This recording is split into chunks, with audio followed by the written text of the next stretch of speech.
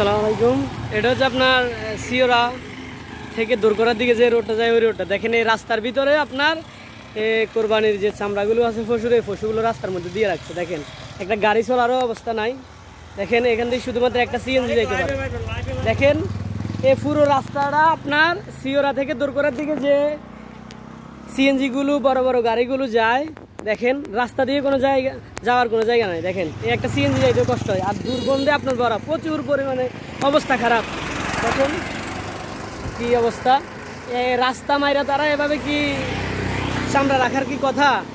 দেখেন এদেশে 5 তারিখের পর অবস্থাগুলো খুব ভয়াবহ হচ্ছে। আপনারা অতি দ্রুত ভাই একটু ভিডিওটা শেয়ার দিবেন যাতে প্রশাসন একটু দেখে। দেখেন এই যে পুরো রাস্তার অবস্থা একদম ভয়াবহ, গন্ধ দুর্গন্ধ, এখান দিয়ে চলাফেরা করা যাচ্ছে না। প্লিজ আপনারা একটু ভিডিওটা দেখেন, দেখা একটু ব্যবস্থা নেওয়ার চেষ্টা করেন।